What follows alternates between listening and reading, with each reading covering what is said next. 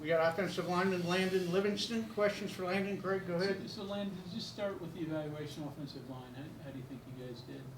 Obviously, we didn't get the job done, so I think there's a lot that we need to work on, and in order to do so, and I think it all starts with getting pushed, and I think we really struggled doing that, and when in doubt, we got to really focus on that this upcoming week and get better, because the weeks are not going to slow down. They're going to keep on coming, and we got to keep on working. So just push, you think, was the problem? Wasn't ID in the right person, all that? Mm-hmm. Physically didn't get the push you needed? No, and obviously did not get the job done. How much of the problems, things that build on each other? You know, when you can't throw downfield, you're going to throw short. They're, obviously pushing defenders up.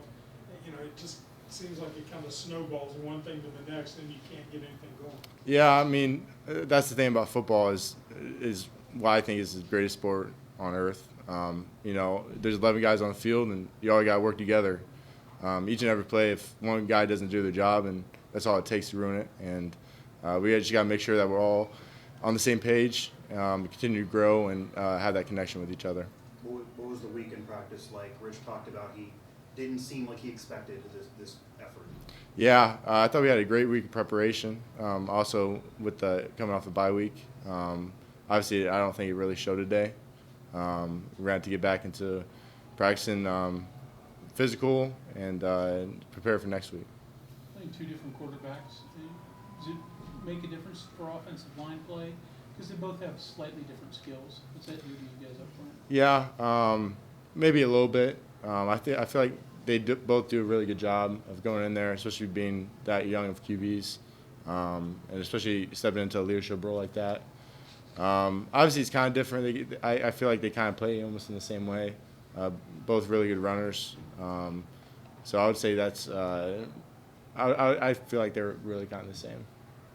You've talked about feeling like you're now a leader of the line.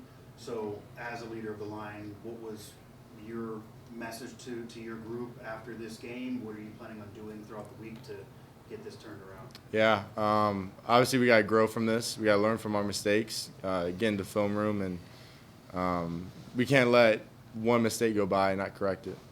Everything got to be corrected, and ultimately we got to learn and grow from this and use this as a learning opportunity. Things go bad sometimes. It gets snowball in terms of attitude or confidence versus team confidence level. I'm still very confident. Obviously, losing isn't, what we prepare for at all. But like I said, we just have to get back and have the same mindset every week of, we got to grow as a team, continue to have that connection with one another, and get the job done next week.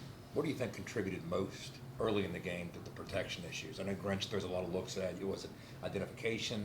Was it holding up blocks? Was it the timing of the quarterbacks? I would say maybe a combination of a lot of things. Like I said, all it takes is one person or a group of people to do something wrong, and the play's kind of ruined. And that starts with the O-line. Like, we got to make sure that each and every play that we step into that role. And obviously, there's 5 guys, and each of our 5 guys got to do our job. And if one of us don't, then the play's going to be ruined. So. What were you seeing from UCF's D-line? I mean, they were able to get to the quarterback quite a bit, but you also were able to kind of push against them on some of those running plays. Yeah, I thought the scheme was a pretty good one. Credit to them. I thought they played a great game. The deep front, I thought, moved a lot. It was kind of what we expected.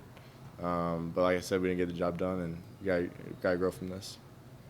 A lot of talk on different quarterbacks in there, but you also have used a lot of different running backs, some of it because of injury situations. Does that impact on things at all? You have to block different for a big guy like Ty Edwards compared to a shifty guy like Bowers and such? Not really. I think when in doubt, no matter who the running back is, no matter who the QB is, as a lineman, we got one job, and that's to move a guy against his will downfield. And no matter who's back there, that's the mindset every single play, and that's something that we really got to get going with the O-line. What do you think the biggest difference in the second quarter when you were humming a little bit, stringing first downs together? Mm-hmm. What was different about that phase of the game than any other point in the game? I just feel like once we got the ball moving, we kind of started to stack plays a little bit. We kind of started to build off the momentum. and the tempo started to go up a little bit, and that's the best thing about offense is how fast we go, and that's for sure a benefit of when we started going fast with that tempo, some of the benefits that it can bring. Good, good. All right, thank you, Landon. Thank you, guys. Thanks, Tom.